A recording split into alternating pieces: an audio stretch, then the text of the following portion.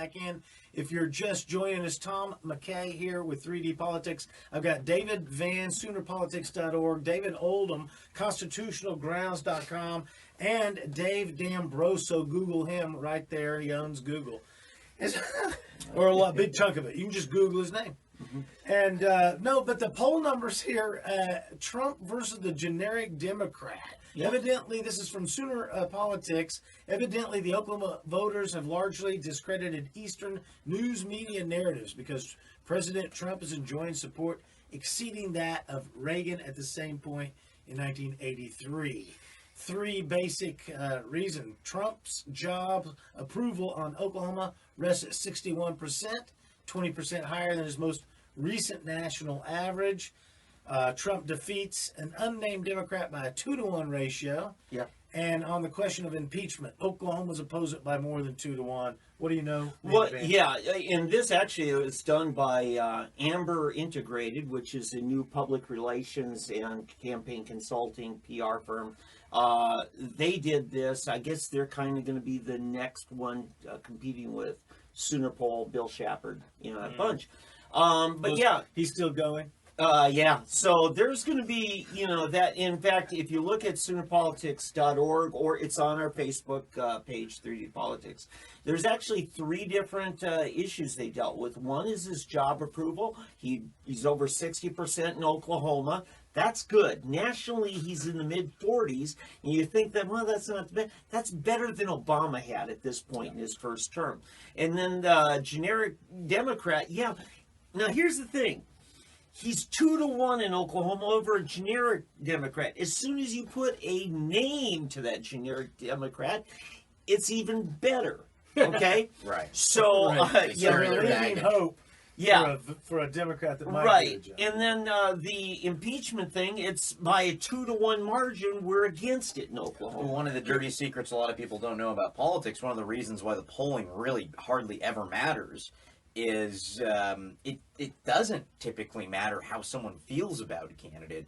What matters a lot more is, do they recognize their name or not? Yeah. And the reason why your presidents of the United States far more often than not get 2 terms versus 1 is because you heard that guy's name for 4 years in the press prominently. Yeah. And you don't know it, but your brain knows it, and that matters to you more than whether you like him or not or what he's done. But to hear the Democrats, that's called abuse of office. You're using your office to get reelected. Well, every incumbent does it. When the Republicans do it, it's abuse of office. When the Democrats do it, it's good PR. Yeah, wait, Hey, doesn't the elections president have consequences, as one Doesn't black the president said. No, yeah, doesn't he get to use Air Force One to campaign, right? Every president from now until the end of time. They have to reimburse on campaign trips. Okay. Yeah. Well, that's fair. Yeah. But still, how can you quantify the value of having that iconography behind someone's name? It's literally priceless. It's huge. And to that effect, your incumbent and your incumbency advantage is the biggest you can have in politics. I have to tell you, 4 years ago, it was the Iowa State Fair. So this would have been, mid-August, late August. The Des Moines Register has their stump where everybody gets like 10 or 15 minutes. Right.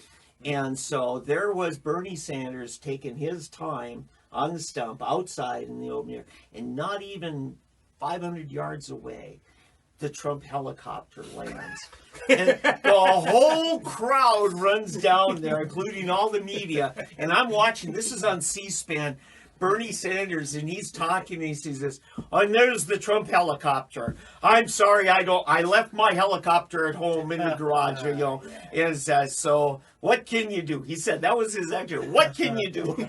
He had lost everything. So this is, Trump had that persona, that mystique. He had been building that public image for the last 3 decades. Right. And he knows how this game is played, and he's good at it.